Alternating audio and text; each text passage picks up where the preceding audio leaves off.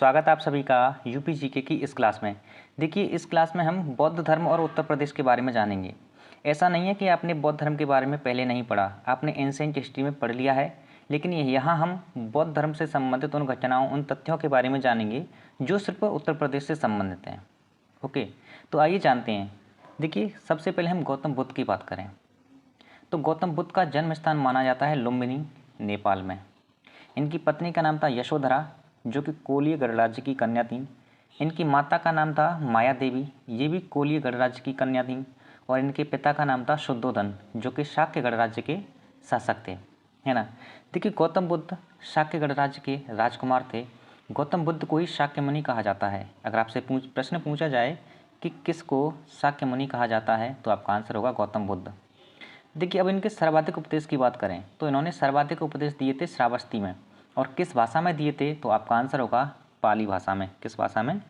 पाली भाषा में। ओके, जो ये श्रावस्ती थी, ये जो स्थान था, ये श्रावस्ती किस महाजनपद की राजधानी थी, तो आपका आंसर होगा ये कौशल महाजनपद की राजधानी थी। श्रावस्ती कौशल महाजनपद की राजधानी थी। श्रावस्ती का प्राचीन काल में जो आकार था, श्रावस्ती का प्राचीन काल में जो आकार था, तो वो था अर्धचंद्राकार। कैसा था? अर्धचंद्राकार। ठीक है, ये प्रश्न एक परीक्षा में पूछा हुआ प्रश्न है। देखिए, श्रावस्ती जगह पर ही जो भगवान गौतम बुद्ध थे, इन्होंने उंगलिमान को अपना शिष्य बनाया। जो डाकू था ना उंगलिमान, आपने इसके बारे में सुना होगा। इसको श्रावस्ती जगह पर ही अपना शिष्य बनाया था। ओके, ये तो हो गई इनके सर्वाधिक उपदेश की बात। अब हम जानते हैं इन्होंने अपना प्रथम उपदेश कहाँ दिया था। तो इन्होंने अपना प्रथम उपदेश दिया था सारनाथ में, जिसका पुराना नाम था ऋषिपत्तनम, जो कहाँ पर है? वाराणसी में। और किस वन में दिया था, तो आपका आंसर होगा मृगदा वन में। किसमें? मृगदा वन में। इनके प्रथम उपदेश को ही धर्मचक्र प्रवर्तन कहा जाता है। क्या कहा जाता है? धर्मचक्र प्रवर्तन। ओके, देखिए, यहाँ से एक पॉइंट आपसे ये पूछ सकता है कि कितने वर्ष की आयु में इन्होंने अपना घर त्याग कर दिया, तो आपका आंसर होगा 29 वर्ष की आयु में। 29 वर्ष की आयु में इन्होंने अपना घर त्याग दिया। इनके घर त्यागने को क्या कहा जाता है? महाभिनिष्क्रमण। महाभिनिष्क्रमण। ओके, आइए बौद्ध जी से संबंधित कुछ महत्वपूर्ण बातें जान लेते हैं, जो आपके एग्जाम के लिए बहुत ही महत्वपूर्ण रहने वाली हैं। आप चाहे देखिए, आप यूपी पुलिस री एग्ज़ाम की तैयारी कर रहे हैं, चाहे यूपीएसआई की, ये जो नोट्स मैं आपको क्लासेस के थ्रू दे रहा हूँ, टेलीग्राम पर अपने नोट्स सेंड करके दे रहा हूँ, ये आपके लिए बहुत महत्वपूर्ण है। आप इन नोट्स को किसी टीचर के नोट्स से मिलाकर देखना, फिर आपको पता चल जाएगा कि ये नोट्स आपके लिए कितने सफिशेंट रहेंगे, है ना। देखिए, बुद्ध जी का जन्म और इन्हें ज्ञान प्राप्ति तथा इनकी मृत्यु को महापरिनिर्वाण कहा जाता है। ये तीनों वैशाख पूर्णिमा को ही हुए थे।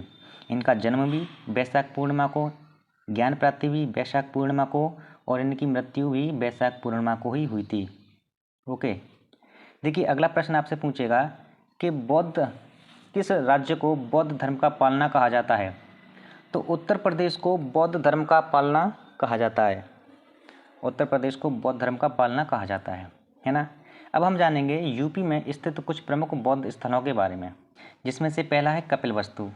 कपिलवस्तु जो वर्तमान क्षेत्र है, ये कहाँ पर है? इसका सिद्धार्थनगर, उत्तर प्रदेश में। इसके जो शासक थे वो कौन थे? राजा शुद्धोधन, जो कि भगवान गौतम बुद्ध के पिता थे, है ना। अगला स्थान है सारनाथ, जो कि वर्तमान में कहाँ है? वाराणसी में। नेक्स्ट है कुशीनगर।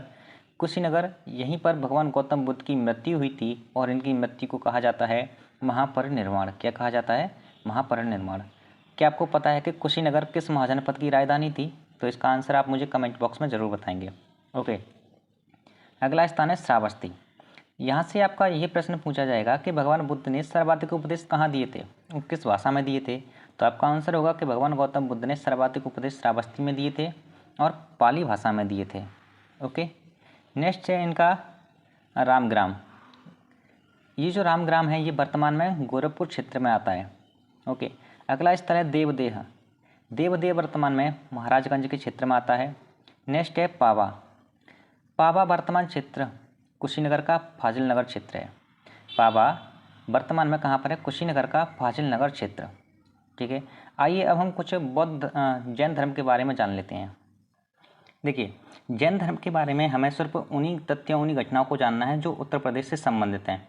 ओके, क्योंकि जैन धर्म के बारे में प्राचीन इतिहास में आपने पढ़ लिया होगा, भारत के प्रति प्राचीन इतिहास में। लेकिन यहाँ हम उन्हीं घटनाओं उन्हीं तथ्यों को जानेंगे जो सिर्फ उत्तर प्रदेश से रिलेट करती हैं। तो सबसे पहले बात करें जैन धर्म के प्रथम तीर्थंकर कौन माने जाते हैं, तो आपका आंसर होगा ऋषभदेव। ऋषभदेव को ही आदिनाथ कहा जाता है ना।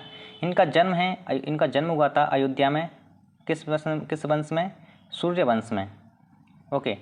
इनके 2 पुत्र थे जिनमें एक का नाम था भरत, सम्राट भरत, और इन्हीं सम्राट भरत के नाम पर भारतवर्ष नाम पड़ा। ओके।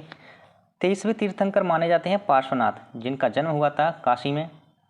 ठीक है। इनके पिता का नाम था अश्वसेन, जो नागवंश के शासक थे, और ये काशी के राजा थे अश्वसेन। ओके। पार्श्वनाथ ने 4 महाव्रत दिए थे, सत्य, अहिंसा, अस्तेय और अपरिग्रह। ठीक है। तो आज की क्लास में इतना ही रहने देते हैं। ठीक है। ये जो मेरे नोट्स हैं ना, आप एक बार इन्हें किसी टीचर के नोट्स से मिलाकर देखना या किसी आप बुक से पढ़ के देखना, आपको पता चल जाएगा कि मेरे नोट्स यूपी पुलिस री एग्ज़ाम और यूपीएसआई के लिए कितने सफिशिएंट रहेंगे। तो चलिए फिर मिलते हैं अगली क्लास में। धन्यवाद।